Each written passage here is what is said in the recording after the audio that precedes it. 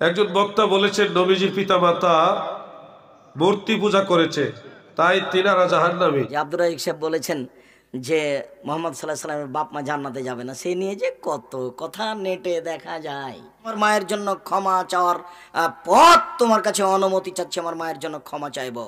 তখন আল্লাহ বললেন, না, তোমার মায়ের জন্য তুমি ক্ষমা চাইতে পারো না। কেন? তোমার মা ওই বাক্য দিয়ে মরেনি। কোন বাক্য? লা ইলাহা ইল্লাল্লাহ। তোমার মা। একজন বক্তা বলেছেন নবীজির পিতামাতা মূর্তি পূজা করেছে, তাই তিনারা জাহান্নামী। আমার প্রশ্ন, একজন হাফেজ যদি 10 জন জাহান্নামীকে জান্নাতে নিতে পারে, নবীজি তো আচ্ছা বুঝতে পারছি বিষয়টা। যেই বক্তা বলেছেন নবীজির পিতামাতা মূর্তি পূজা করেছে, তার বক্তব্যের সাথে দলিল কি আমাদের সেটা জানতে হবে। কিতাবুল আন্দাজ দিয়ে একটা কথা বললেই হবে না। কিতাবুল আন্দাজ বুঝেননি? কিতাবুল আন্দাজ দিয়া নবীজির মা বাপরে আপনি মুশরিক বানাই দিলেন, মূর্তি পূজক বানাই দিলেন। নাউজুবিল্লাহ। অনুমান নির্ভর করে কথা বলবেন না। নবীজির আব্বার নাম হলো আব্দুল্লাহ, নামের অর্থ হলো আল্লাহর বান্দা। আব্দুল্লাহ এমন এক ব্যক্তি ছিল যাকে কুরবানি করার জন্য সিদ্ধান্ত নিয়েছিল আব্দুল মুত্তালিব। এরপরে বহু মানুষের রিকোয়েস্টে লটারি করে বিভিন্ন মাধ্যমে আল্লাহর কাছে প্রার্থনা করা হয়েছে, হে আল্লাহ, আব্দুল্লাহর কুরবানির বিনিময়ে আপনি যেটা কবুল করেন সেটাই দিব। 100টা উট কুরবানি করার পরে আব্দুল্লাহকে আল্লাহ মাফ করে দিছে, মানে কুরবানি করা লাগে নাই। তা আব্দুল্লাহ যদি আল্লাহর কাছে মঞ্জুরি প্রাপ্ত না হতো, তাহলে আব্দুল্লাহর কুরবানি আল্লাহ কবুল করলো কেমনে?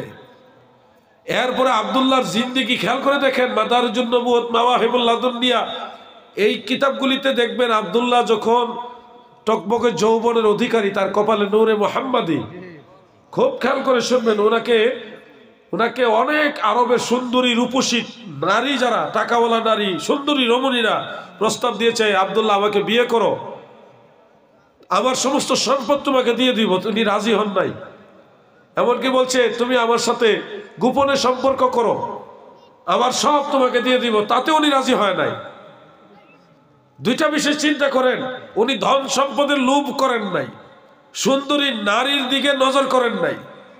উনি চাইলে পর্দার আড়ালে অনেক কিছু করতে পারতেন, সুযোগ ছিল, করেন নাই। এ থেকেই বোঝা যায় আব্দুল্লাহ আল্লাহকে ভয় করত। ওই জায়গা আপনি হইলে আব্দুল্লাহ নবীজির পিতা, কথা বলতে গিয়ে সাবধানে কথা বলবেন। নবীজির মা আমেনা, তিনি এমন এক দামি নারী ছিল, নবীজি সাল্লাল্লাহু আলাইহি সাল্লামকে গর্ভে ধারণ করার মতো সৌভাগ্য অর্জন করেছে। সেই নবীজি যেদিন আমেনার গর্ভ থেকে দুনিয়াতে আসে, আমেনা বিবি বলেন, আমি দেখলাম আমার গর্ভ থেকে খারাজা মিনহা নূরুন, নূর বের হচ্ছে। এই নূরে দামেস্কের বড় বড় বিল্ডিংগুলি, দালানগুলি পর্যন্ত আলোকিত হয়েছে। মক্কা নগরী থেকে আমি আমেনা সেই দালান দেখতে পেলাম। অনেক দামি মহিলা উনি। নূরের আলোচনাটা আসতেছে সামনে।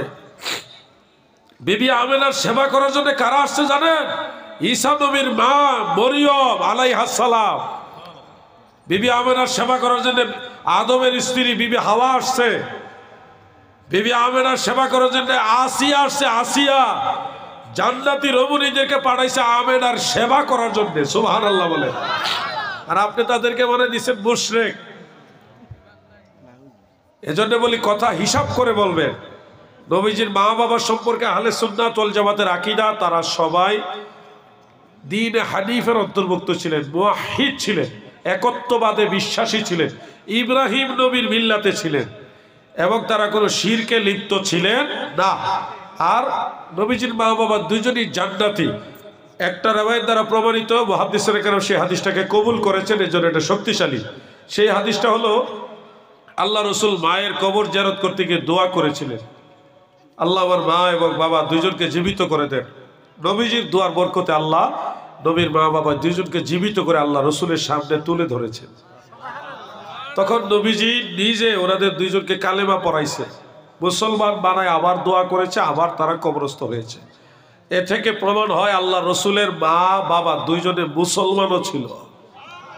আপনি হয়তো ভাববেন মরার পরে আবার জীবিত হয় কেমনে? ভাই কোরআন শরীফ ভালো করে পড়েন। ঈসা নবী মরার মানুষ, মৃত মানুষের কাছে গিয়ে কুম বিইজনিল্লাহ বলার সাথে সাথে মরা মানুষ জিন্দা হইতো। আরো এরকম অনেক ঘটনা আছে, যারা মরা মানুষ জিন্দা হওয়ার অনেক ঘটনা আছে। এই ওয়াজ করলে আমার 1 ঘন্টা 1.5 ঘন্টা লাগবে, শুধু এই মুজিজাগুলি ওয়াজ করলে। আমি শুধু এটুকু বলবো, ঈসা নবী বললে যদি মরা জিন্দা হয়, আমার দয়াল নবী তো ঈসা নবীরও নবী, আমার নবী দোয়া করলে মরা তো আরো ডাবল জিন্দা হবে। কি বলেন আপনারা? আল্লাহ রসুলের ব্যাপারে আপনাদের চিন্তাটা পজিটিভ করেন, দয়াল নবীজির ব্যাপারে চিন্তাটা পজিটিভ করেন, তাইলে দেখবেন সব সমস্যার সমাধান হয়ে গেছে। যতদিন নবীজির মহব্বত এইখানে না ঢুকাবেন, ততদিন আমি যতই কিতাবের রেফারেন্স দেন আপনি বুঝবেন না। আল্লাহ রসুলের মহব্বত এখানে ঢুকাইতে হবে, তাহলে অটোমেটিক আপনার বুঝে আসবে ইনশাআল্লাহ। প্রশ্ন প্রায় শেষ দিকে, আপনারা কি অধৈর্য হচ্ছেন? শর্টে একটা প্রশ্ন। আচ্ছা, নামাজে দাঁড়ানোর আগে কাতারে অনেকে বসে থাকে, হাই আল্লাহ সালাম পরে দাঁড়ায়, আর কিছু বসে থাকে, এই দুটো একটু ফের কাছে ইচ্ছে হচ্ছে। এটা বুঝতে পারছেন প্রশ্ন? প্রশ্ন যেহেতু আপনারা শুনছেন, আমি আপনাদেরকে বলে দিচ্ছি, নামাজে ইমাম সাহেব যদি ইনকানাল ইমামু ফিল মসজিদ, ইমাম যদি পূর্ব থেকে মসজিদে উপস্থিত থাকে, ইমামতির মুসাল্লায় মানে মেহরাবে, হানাফি মাযহাবের মাসআলা হলো ফাইজা ক্বাল আল মুয়াজ্জিন হাইয়া আলাস সালাহ, যখন মুয়াজ্জিন হাইয়া আলাস সালাহ বলবে তখন ইমাম এবং মুক্তাদি দাঁড়াবে। এটা ফতোয়ায়ে শামি, ফতোয়ায়ে আলমগীরি সহ সব কিতাবেই মোটামুটি উল্লেখ আছে। ফাইন লাম ইয়াকুন ফিল মসজিদ, ইমাম যদি পূর্ব থেকে মসজিদে উপস্থিত না থাকে, মসজিদের পাশে হুজরা, ইমামের রুম, ওখান থেকে মুয়াজ্জিন অপেক্ষা করবে ইমামের জন্য। ইমাম যখন বের হবে মুয়াজ্জিন তখনই ইকামত দিবে, আর ইমামের আগমনকে কেন্দ্র করে মুসল্লিরা সবাই দাঁড়িয়ে যাবে। এটা ইমামের ইত্তেবা। ইন্নামা জুইলাল ইমামু লিউতাম্মা বিহি, ইমামকে নিযুক্ত করা হয় তার আনুগত্যের জন্য। এই দুইটা মাসালা হলো হানাফি মাযহাবের মাসালা। আবার বলছি, ইমাম যদি আগে থেকে মসজিদে উপস্থিত থাকে, তাহলে মুয়াজ্জিন যখন হাইয়া আলাস সালাহ বলবে একামতে, তখন ইমাম এবং মুসল্লি দাঁড়াবেন। এটা সুন্নত তরিকা। এই ব্যাপারে একাধিক হাদিস আছে। মুসান্নাফ আব্দুর রাজ্জাক একটা হাদিস আছে, নবীজির স্ত্রী হযরত উম্মে হাবিবা রাদিয়াল্লাহু তাআলা আনহা, তিনি বলেন, কানা নবী সাল্লাল্লাহু আলাইহি ওয়াসাল্লাম ফি বাইতি ফাইজা ক্বালা আল মুয়াজ্জিন হাইয়া আলাস সালাহ নাহাদা রাসূলুল্লাহি সাল্লাল্লাহু আলাইহি ওয়াসাল্লাম লিস সালাহ। অর্থাৎ নবীজি মুয়াজ্জিন যখন হাইয়া আলাস সালাহ বলছেন তখনই নামাজের জন্য দ্রুত গতিতে গিয়ে দাঁড়িয়েছেন। এটা নবীজির সুন্নত আমল। আর ইমাম যদি আগে থেকে না থাকে, তাহলে ইমাম আসতেছে, ইমামের আগমনকে কেন্দ্র করে মুয়াজ্জিন ইকামত দিবে এবং মুসল্লিরা দাঁড়িয়ে যাবে। এটা সুন্নত তরিকা। এই আমলের উপরে থাকবেন ইনশাআল্লাহ। ইমাম সাহেব যদি দাঁড়া বলে কাতার সোজা করে, এটা বিদআত। ইমাম সাহেব যদি ইকামতের পূর্বেই বলে দাঁড়িয়ে কাতার সোজা করুন, এটা সম্পূর্ণ বিদআত, সুন্নতের বিরোধী কাজ। এটা সুন্নত হলো ইকামত শেষ হইলে, ইকামত যখন শেষ হবে তখন ইমাম সাহেব বলবে ডানে বামে তাকিয়ে কাতার সোজা করে। এটা আল্লাহ রাসূলের সুন্নত। এখনো মক্কা শরীফে, মদিনা শরীফে ইমামরা ইকামত শেষ হইলে তারপর এটা বলে। আমাদের দেশে এই বিদআতটা গণহারে চলতেছে। আল ইকামাতু শব্দের অর্থ হলো দাঁড় করানো, মানে ইকামত দিলে আপনারা দাঁড়াইবেন। মানে আপনারা যদি আগেই দাঁড়ায় যান, তাহলে আল ইকামাতু নামটাই তো আর সঠিক থাকতেছে না। কথা বুঝতে পারছেন? বিদআত অরিজিনাল যেটা বিদআত, এটা কিন্তু আলেমরা মজা কইরা করতেছে, আনন্দ কইরা করতেছে। ইকামতের আগে যে এলান দেওয়া হচ্ছে, তাও তো ইমাম দেয় না, মুয়াজ্জিনে দেয়। এটা একটা বিদআত, এটা বিদআতে সাইয়্যা, সুন্নতের বিপরীত কাজ। সুন্নত দাফন করে দিতেছে। ইকামতের পরে মুসল্লিদেরকে এই কথাটা বলা হলো সুন্নত, সেই সুন্নত বাদ দিয়া আপনি নিজের সুবিধার জন্য আগে থেকে ঘোষণা দিচ্ছেন। এটা তো সুন্নতকে বাদ দিলেন, একদিকে সুন্নত দাফন করলেন, আর একদিকে এটা বিদআত জিন্দা করলেন। এটা বর্জন করেন। পায়খানার আগে জল খরচ করা হয়। আরো কিছু কাগজে লেখা প্রশ্ন আছে, ওইটা উত্তর দিয়া লইয়ার পরে শৈলে কুলাইলে আপনাদের কাছে আবার সরাসরি প্রশ্ন নিব ইনশাল্লাহ। অনেকে বলে নবী মাটির তৈরি, এই কথার ভিত্তি কি? আচ্ছা ঠিক আছে। রাসূল আকরাম সাল্লাল্লাহু আলাইহি ওয়াসাল্লাম মাটির তৈরি এই ধরনের কথা আহলে সুন্নাত ওয়াল জামাতের কেউ বলেনি। আমাদের আকীদা নবী করিম সাল্লাল্লাহু আলাইহি ওয়াসাল্লাম নূর এবং নূরের তৈরি বা নূরে মুজাসসাম, এই আকীদা আহলে সুন্নাত ওয়াল জামাতের সব ইমামদের আকীদা। মাটির তৈরি বলতে গেলে মিয়া ভাই আপনি খেয়াল করে দেখবেন পৃথিবীতে হযরত আদম আলাইহিস সালাম ছাড়া আর কোনো মানুষ মাটির তৈরি না। বিবি হাওয়া আলাইহিস সালাম উনিও মাটির তৈরি না ডাইরেক্ট, ওনাকে আদমের বাম পাজরের নরম বাঁকা হাড্ডি দিয়ে তৈরি করা হয়েছে। এরপরে আদম সন্তান হিসেবে আমরা যারা আছি আমরা কেমনে সৃষ্টি আল্লাহ নিজে কোরআন শরীফে 12 জায়গার মধ্যে বলছে, 12টা আয়াত আছে কোরআন শরীফে, এই সবগুলি আয়াতে বইটার মধ্যে নিয়ে আসছি। নূরে মুজাসসাম বইটা নিয়ে যাবেন সবাই 200 টাকা দিয়ে, নূরের তৈরির পক্ষে বইটা লিখছি। মাটির তৈরি যারা বলে তাদের সব দলিল নিয়ে আসছি, এমন এমন দলিল আনছি যেটা আপনি নিজেও জানেন না, কিন্তু আমি নিয়ে আসছি। এবং এটা যে কোন দলিল কিসের কিরকম দলিল সব ব্যাখ্যা দিয়ে দিছি। এই বইটা নিয়ে যাবেন, সংগ্রহ করে 2টা বই আছে, নবীজির ইলমে গায়েব ও হাজির নাজির আর নবীজির নূরের তৈরি 2টা বই, একটা 150 টাকা আর একটা 200 টাকা। এই 2টা বই সংগ্রহ করে আপনাদের প্রত্যেকের কাছে রেখে দেন, কাজে লাগবে। আমি শুধু ওয়াজ করি না, ওয়াজের পাশাপাশি লেখালেখিও করি। আপনারা মনে রাখবেন বনি আদম আমরা যারা আছি আমরা যার যার পিতা মাতার শুক্রাণু ডিম্বাণু নুতফা থেকে তৈরি। আওয়ালাম ইয়ারাল ইনসান আন্না খালাকনাহু মিন নুতফাতিন ফাইজা হুয়া খাসিমুম মুবিন, সূরা ইয়াসিনের 77 নম্বর আয়াত। আমি আর মানে নাকের কারণে কথাও বলতে পারতেছি না। এক কথায় আপনাদের বললাম 12টা আয়াত আছে যেখানে আল্লাহ তাআলা বলেছে মানুষকে আল্লাহ তাআলা নুতফা থেকে সৃষ্টি করেছেন বনি আদম। এরপরে হযরত ঈসা আলাইহিস সালামকে আল্লাহ বানাইছেন ডাইরেক্ট রূহ থেকে মানুষ। উনি কিন্তু মাটির তৈরিও না, নুতফার তৈরিও না, কারণ ওনার বাবা নাই, ওনাকে আল্লাহ বানাইছে বাবা ছাড়া। বাবা ছাড়া, বাবা নাই মানে নুতফার তৈরি হওয়ার সুযোগ নাই। ওনাকে আল্লাহ তাআলা ডাইরেক্ট রূহ থেকে মানুষ বানাইছে, সুবহানাল্লাহ বলেন। এরপরে আমাদের নবী রাসূল পাক সাল্লাল্লাহু আলাইহি সাল্লামের কথা আমরা যতটুকু জানছি, কোরআন শরীফ আল্লাহর রাসূলকে আল্লাহ নূর বলেছেন, কাদ জাআকুম মিনাল্লাহি নূর। এই যে নূর সূরা মায়েদার 15 আয়াতে জমহুর মুফাসসিরিনরা বলেছে হুয়ান নবী সাল্লাল্লাহু আলাইহি সাল্লাম, নবীজি নূর ছিলেন। আর হাদিসের কিতাবগুলি থেকে তন্ন তন্ন করে যাচাই করে মুহাদ্দিসিনরা আমাদেরকে এই ফয়সালা দিয়েছেন সৃষ্টি জগতের মধ্যে আল্লাহ তাআলা সর্বপ্রথম নূরে মুহাম্মাদি সৃষ্টি করেছেন। এরপরে আল্লাহ তাআলা বানাইছেন, কি বানাইছেন আমি একটা ইতিহাস বলি এখানে সংক্ষেপ করে। আমাদের আলেম ভাইদের অনেকে বলে সর্বপ্রথম আল্লাহ কলম বানাইছে, কথা ঠিক, কিন্তু এটা ইয়ার তাশরীফান আল্লাহ তাআলা বলেছেন রাসূলের হাদিস, ইন্না আউওয়ালা মা খালাকাল্লাহুল কলম, আল্লাহ প্রথম কলম বানাইছেন। এটা কিন্তু সহিহ হাদিস, কিন্তু এই হাদিসের শেষে আরো কিছু কথা আছে, ওই কথা দ্বারা প্রমাণ হয় কলমের আগে অনেক কিছু ছিল। মা কানা ওয়া মা হুয়া কাইনুন ইলাল আবাদ। কলমের আগে আল্লাহ তাআলা বানাইছেন আরশ। আল আসাহু আন্নাল আরশা ক্বাবলাল কলম, আরশের আগে আল্লাহ তাআলা বানাইছে পানি। ওয়া কানা আরশুহু আলাল মাই, সহিহ মুসলিমের হাদিস। মুহাদ্দিসিনরা রায় দিয়েছে এগুলি।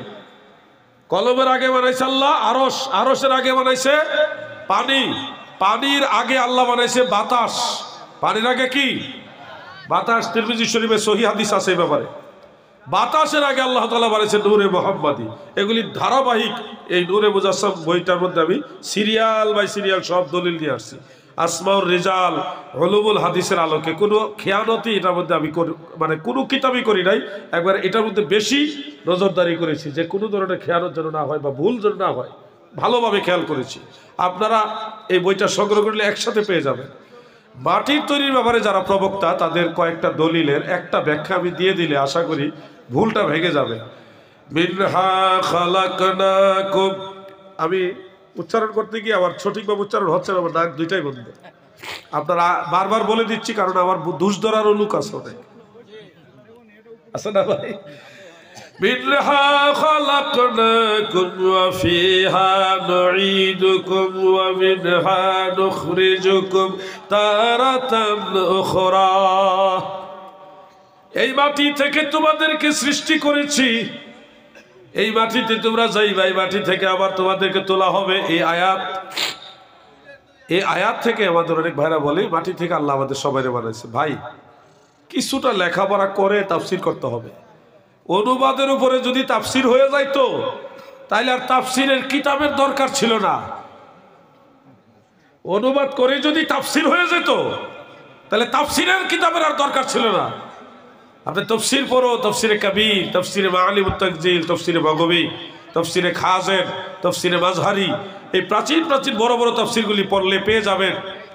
মিনহা আয় মিনাল আরদে, মিনহা আই মিনাল আরদে, কোন কোন কিতাব আছে আই মিন তুরাবিল আরদে, খালাকনাকুম আই খালাকনা আবাকুম আদম আলাইহিস সালাম। অর্থাৎ এই আয়াতের মূল তাফসীর হলো এই জমিনের মাটি দিয়ে তোমাদের সবার বাবা আদমকে আমি আল্লাহ বানাইছি। সুবহানাল্লাহ বলে। এখন যেই লোক তাফসীরের কিতাব পড়ে নাই, অনুবাদের উপরে নির্ভর করে তাফসীর করতেছে, সে কিন্তু এটা বুঝবে না। আমি রেফারেন্স দিয়ে বললাম কোন কোন কিতাব আছে, আপনি দয়া করে খুলেন, নাইলে আমার সহযোগিতা নেন। সব মানুষ মাটির তৈরি না, সব মানুষের বাবা আদম হলো মাটির তৈরি। এই ধরনের যতটা আয়াত আছে সবকটা আয়াতের তাফসীর আমি নূরে মুজাসসাম কিতাবটার মধ্যে উল্লেখ করে দিয়েছি, কিতাবের হাওলা রেফারেন্স এবারত সহকারে। আল্লাহর ওয়াস্তে ভুল না বুঝে একটু তাহাকিক করেন, পেয়ে যাবেন। মানুষ এইখানে গিয়ে ঠেকে কয় এই যে নুতফা, নুতফা তো মাটি, মাটি দিয়ে থেকে ফসল হয়, খাদ্য হয়, ওটা খায় নুতফা হয়, ওটা থেকে আমরা হয়। হাকিকতে মাটি, মাটি যে বললেন যে মাটি থেকে খাদ্য, ওখান থেকে নুতফা। ভাই মাটি থেকে ঠেকে যাচ্ছেন কেন? মাটি কোথা থেকে তৈরি এটা খবর লন। মাটি এত পছন্দ হইতেছে, মাটির কাছে গিয়ে ঠেকে যান। মাটি কিসের থেকে তৈরি এই খবরটাও তো নিচ্ছেন না। আল্লাহ তাআলা আমাদেরকে এক কথাই বলেছেন, আলাম নাখলুকুম মিন মাইম মাহিন, সূরা মুরসালাতের মধ্যে, আলাম নাখলুকুম মিন মাইম মাহিন, আমি কি তোমাদেরকে পানির নির্যাস থেকে সৃষ্টি করিনি? মাটির কথা বলে নাই, পানির কথা বলেছে আল্লাহ। মাটি সৃষ্টির ইতিহাস খুঁজতে দেখবেন পানি থেকে মাটি হয়েছে, মাটি সৃষ্টি হয়েছে পানি থেকে। আর আমাদেরকে আল্লাহ বললেন যে তোমাদেরকে আমি পানির নির্যাস থেকে সৃষ্টি করেছি, প্রশ্ন করে আমাদের বুঝাই দিলেন। এজন্যে মাটি মাটি করবেন না। আমার নবীজি নূর ছিলেন, নূরের বাসা, তিনি বেমেসাল বেনজির বাসা। আমরা সুন্নিরা নবীর বাসারিয়াত অস্বীকার করি না, আমরা নবীজিকে নূরও মানি, বাসারও মানি। কিন্তু আপনারা শুধু বাসার মানতে গিয়ে মাটির তৈরি বানায় ছেড়ে দেন। আমার নবীজি বেমেসাল বেনজির বাসা, আউয়াল মাখলুক এবং নূর, সব নূরের নূর, আজিমুল ওয়া হুয়া নূরুল আনওয়ার। এই বক্তব্যগুলো শুধু আমাদের না, সমস্ত আইমাই কারামের বক্তব্য। আল্লাহ আমার ভাইদের বুঝার তৌফিক দেন, আমিন।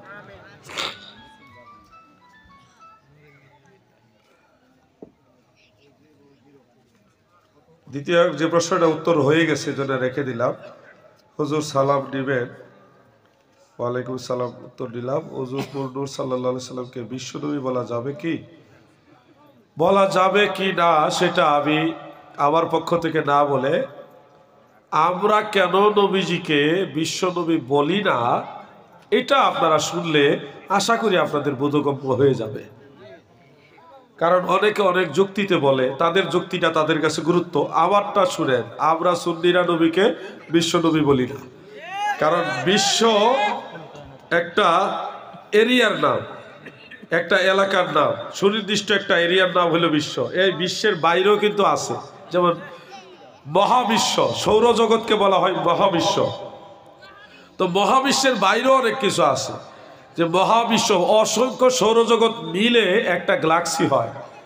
তো এই গ্যালাক্সি পর্যন্ত গিয়েও শেষ না, গ্যালাক্সি অসংখ্য গ্যালাক্সি মিলে একটা ইউনিভার্স হয়, এখানেও গিয়ে শেষ না। আমার নবীজি ওই জগৎগুলিরও নবী। আপনি আছেন কোথায়? বিশ্বের মধ্যে ফিরা আপনি ইউনিভার্সে যান, ইউনিভার্সে গিয়েও শেষ না। ইউনিভার্স, অসংখ্য ইউনিভার্স একসাথে মিলে একটা মাল্টিভার্স হয়, ওই মাল্টিভার্সের জগতে গিয়েও শেষ না। আরো অসংখ্য মাল্টিভার্স একসাথে মিলে একটা সুপারভার্স হয়, ওইখানেও শেষ না। আরো অনেক, আরো অনেক, আরো অনেক, হইতে হইতে এগুলি সব প্রথম আসমানের নিচে।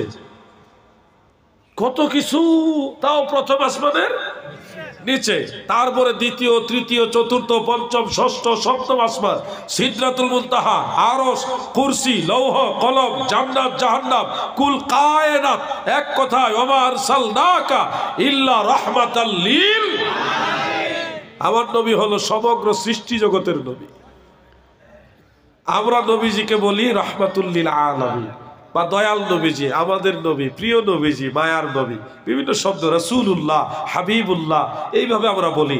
বিশ্ব নবী বলি না, কারণ বিশ্ব বললে একটা এরিয়া বোঝায়, নির্দিষ্ট একটা এরিয়া। আপনি কোথায় রাহমাতুল লিল আলামিন আর কোথায় বিশ্ব নবী, আর একটা এরিয়া তো ধারে কাছে থাকতো হয়তো। আমরা এই জন্য এটা বলি না। আপনি যদি বলেন না বিশ্ব নবী বললে কুল কায়নাতের নবী অস্বীকার হয় না, ঠিক আছে, অস্বীকার যেহেতু হয় না, তো নবীজির ব্যাপারে বিশ্ব নবী এত বলছেন। আল্লাহ তো রব্বুল আলামিন, কোনদিন তো আল্লাহকে বিশ্ব আল্লাহ বললেন না। আল্লাহর ব্যাপারে আপনি বিশ্ব আল্লাহ ব্যবহার করেন না, নবীজির ব্যাপারে বিশ্ব নবী আপনি চান। যে যুক্তিতে বিশ্ব নবী বলছেন ওই যুক্তিতে বিশ্ব আল্লাহ বলেন।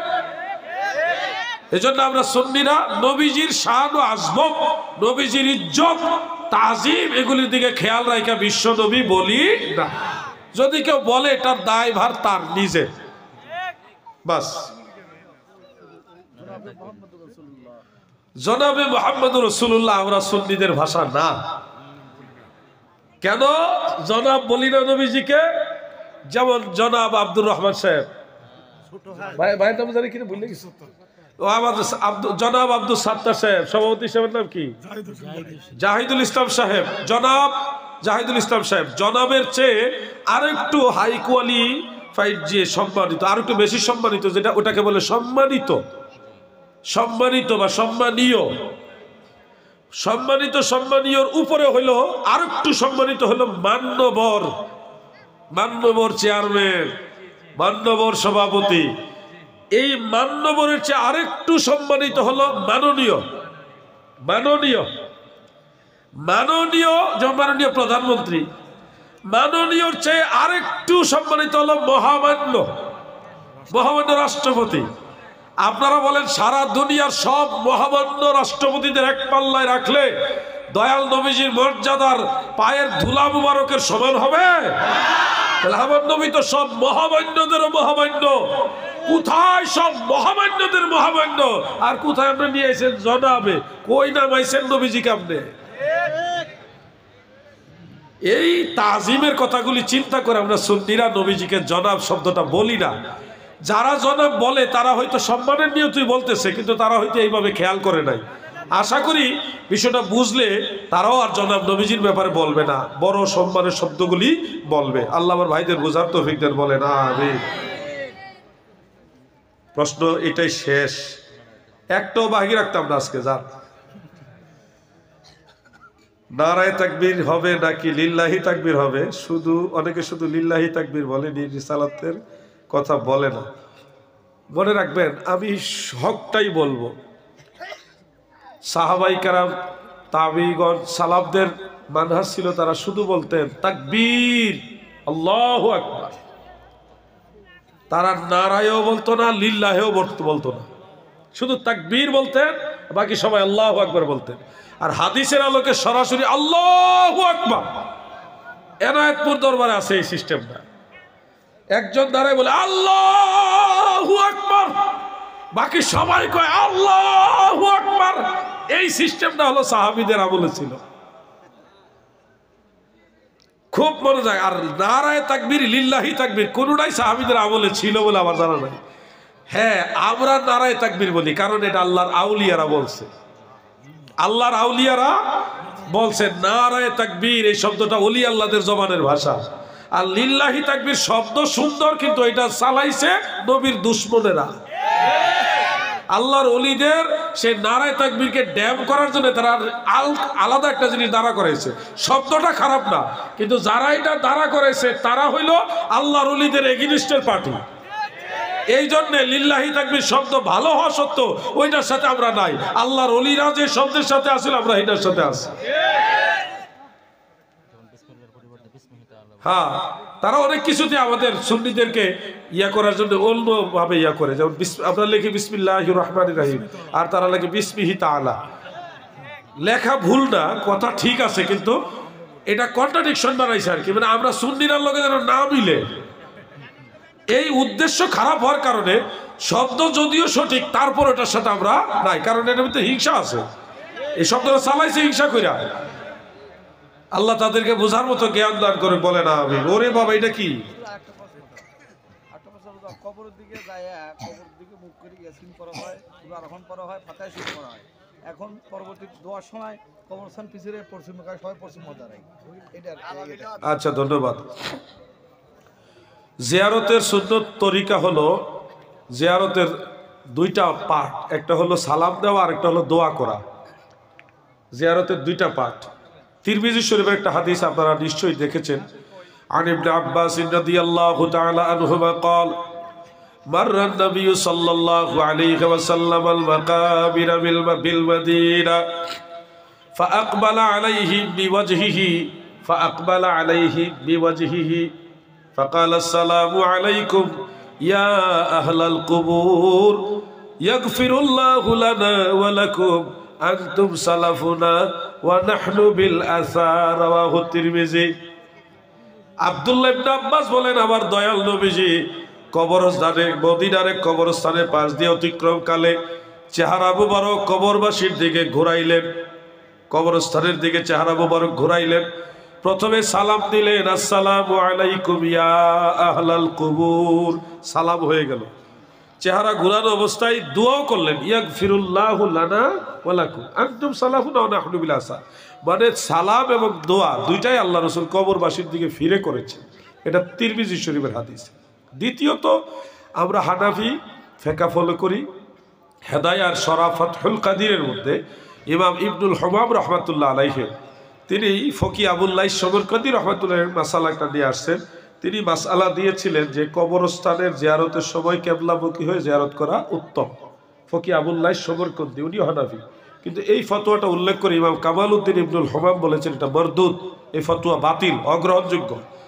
যার কারণে তিনি একটা সহি হাদিস এখানে উল্লেখ করেছেন, আব্দুল্লাহ ইবনে ওমর রাদিয়াল্লাহু আনহু, সেখানে উল্লেখ তিনি যখন সফর থেকে আসতেন, এটা সহি হাদিস, তিনি রওজা মুবারকে যাইতেন, মদিনার রওজা মুবারকে যায়, রওজা মুবারক সামনে রেখে কেবলাকে পিছন দিয়ে তারপরে জিয়ারত করতেন। সিদ্দিক আকবর, ফারুক আজম তিনাদের জিয়ারতে এইভাবে করতেন।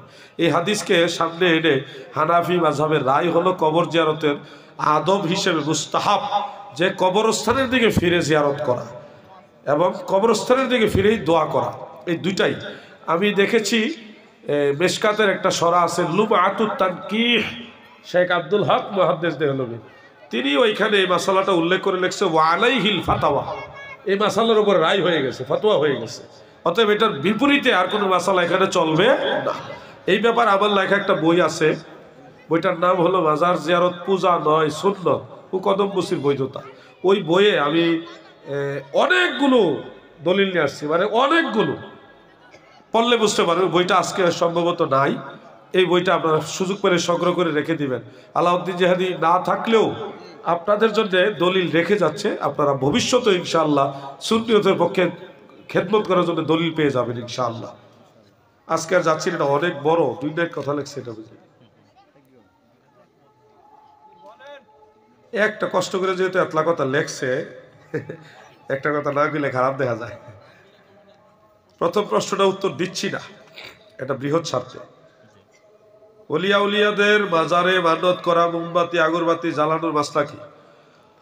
মান্নতের মাসালা একটা, মোমবাতি আগরবাতির মাসালা হলো আরেকটা। মান্নতের জন্য শর্ত হলো আল্লাহর ওয়াস্তে হতে হবে, একমাত্র আল্লাহর জন্য মান্নত করবেন।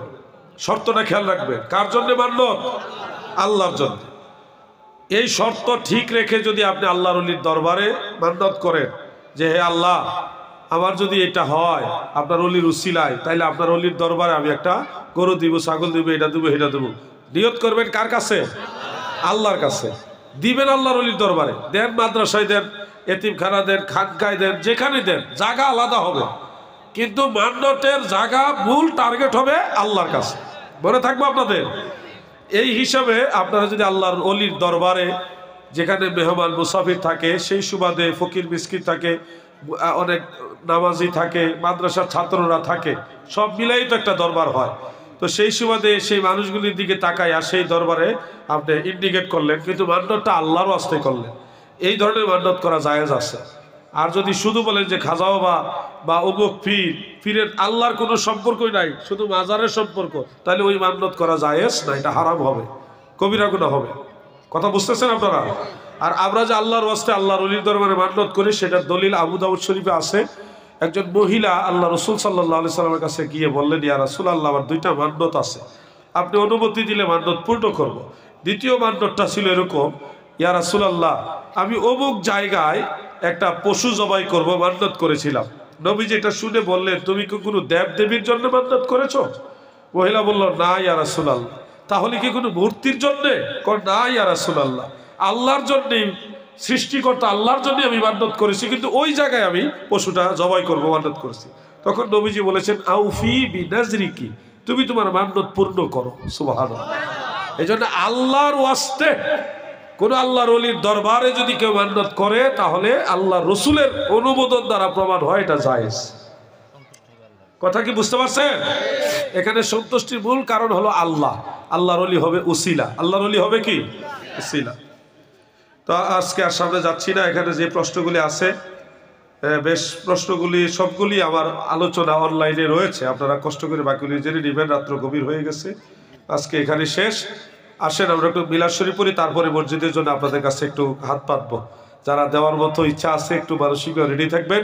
দাঁড়ায় নবীজিকে সালাম জানাই, ইয়া নবী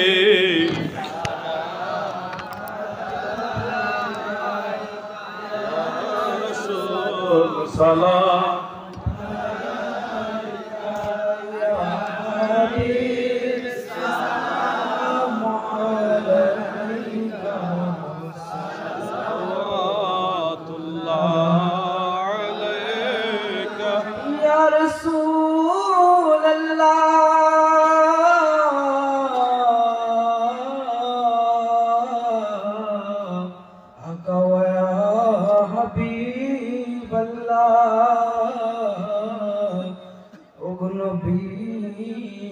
अपने जे नूरे ते पयदा আপনার নূরেতে तमाम জাহান পয়দা আপনি যে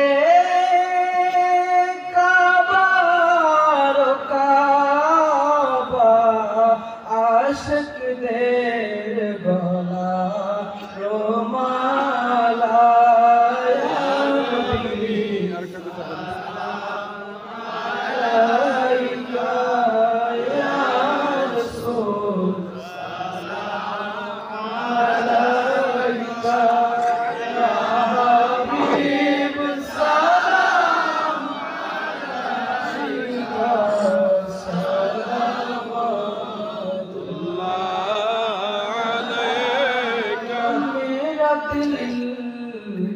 तड़प रहा है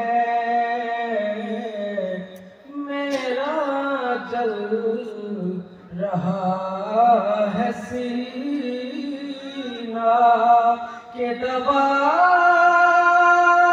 वही मिलेगी मुझे ले चलो मदीना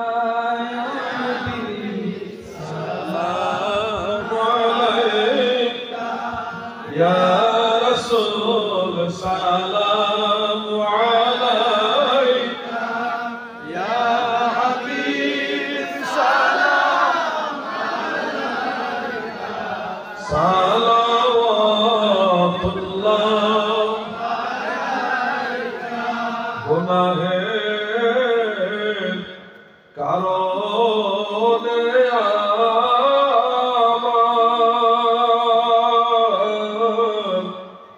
নবী দেখা দে পেলাম না তো মৌতে থেকো শিয়রে শাফাত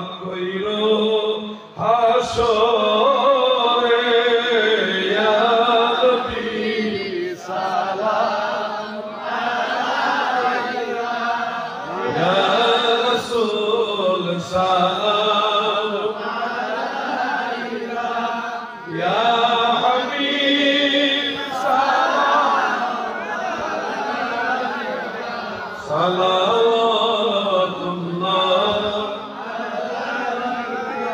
বালাগাল উলা বিকামালিহি কাশাফাত তুজা বিজামালিহি হাসনাত জামিউ খিসালিহি সাল্লু আলাইহি ওয়া আলিহি। আমি একটা দাওয়াত দিচ্ছি আপনাদেরকে। আগামী ফেব্রুয়ারি মাসের 17, 18, 19, 20 ফেব্রুয়ারি মাসের 17, 18, 19, 20, 2024 বিশ্ব জাকের মজিল আটরশি পাক দরবার শরীফের মহাপবিত্র উরুস শরীফ। আপনাদের সবাইকে দাওয়াত দিলাম। আমাদের জাকের ভাইরা এলাকা আছে, আব্দুল সাত্তার দাদা আছে, আরও অনেক জাকের ভাইরা আছে। ওনাদের সাথে যোগাযোগ করে একবার হলো দরবার শরীফ আসবেন, দাওয়াত দিয়ে গেলাম। আমার শরীরটা অসুস্থ, আপনারা বুঝতেই পারছেন, অনেক কষ্ট করে কথা বলতেছি। তা আমার ভাই মাওলানা রাশিদুল হাসান রাশেদ সিদ্দিকী ভাই, অত্যন্ত মহব্বতের ভাই, তিনি মসজিদের ব্যাপারে দুইটা কথা আমার পক্ষ থেকে আপনাদের বলবে। আপনারা সবাই মসজিদের জন্য সহযোগিতা করবেন, আল্লাহ আপনাদের সাহায্য করবেন। তো নেক নিয়তে মসজিদে আপনারা সহযোগিতা করবেন। তিনি আপনাদেরকে দুইটা কথা বলবেন, বলে আমি ওনার কাছে দায়িত্ব দিয়ে গেলাম, উনি আখিরি মোনাজাত পরিচালনা করবেন। আমার শরীরটা অসুস্থ বিদায় আমার ভাইকে আমি দায়িত্বটা দিয়ে গেলাম। আশা করি আমার ভাই সম্মানটা রাখবে। সবার প্রাণের দাবি আমার গেঞ্জিটা ভিজা, এর বসে থাকলে আমার আরো 5 মিনিট বসে থাকলে আমি অসুস্থ হয়ে যাবো। দোয়াটা আপনি করবেন, আমি কালেকশনটা করব। না, তাহলে দোয়া করে যাবো গাড়ি। না না, এখন না, আপনি কালেকশনের পরে আমি বসতে পারবো না। 5 মিনিট লাগবে না, কালেকশন। আমি অসুস্থ হয়ে যাবো, আমার নাক বন্ধ হয়ে গেছে অলরেডি। নামটা ঘোষণা আপনি দোয়া করে যাবেন। টাকাগুলো নিয়ে আসেন এখানে। দেরি করলে আমার শরীরটা কি যাবে।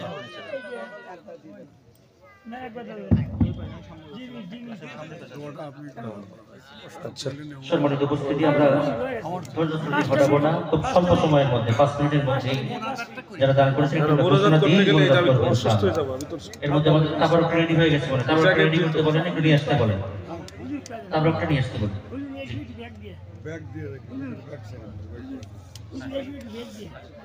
আমাদের ভিতরে প্যান্ডেলের ভিতরে একটু ব্যাগ চলে যাচ্ছে, 2 মিনিটের মধ্যে ব্যাগটা নেমে যাচ্ছে। আমরা সবাই যে যতটুকু পারি আল্লাহর ঘর মসজিদের জন্য, অনেক বড় আঞ্জাম, আমরা সবাই যার যার জায়গা থেকে চেষ্টা করবেন ইনশাআল্লাহ আল্লাহর ঘর মসজিদের জন্য যাতায়াতের ভাড়াটা রেখে আমরা সবাই চেষ্টা করে পকেটে হাত দেবেন ইনশাআল্লাহ।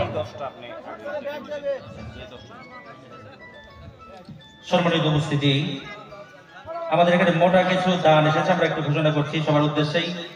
নাজমুল ইসলাম দারিয়াপুর থেকে 20,000 টাকা, জোরে বলি মারহাবা। লন্ডন প্রবাসী আমাদের এই মাহফিলের জন্য, মসজিদের জন্য, আল্লাহর ঘরের জন্য 20,000 টাকা দান করছে, জোরে বলি মারহাবা। আলহামদুলিল্লাহ। আলী হায়দার চৌধুরী রবিন দারিয়াপুর থেকে 10,000 টাকা, জোরে বলি মারহাবা। আল্লাহ দান কবুল করুক, জোরে বলি আমিন।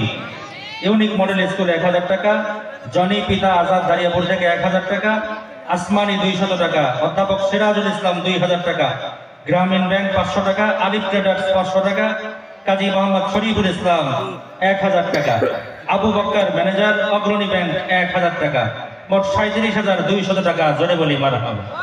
আল্লাহ কবুল করুক সকলের দেন, আল্লাহুম্মা আমিন। এবারে নগদ কিছু টাকা এসেছে, আমরা খুব দ্রুত ঘোষণা করছি ইনশাআল্লাহ। রফিকুল ইসলাম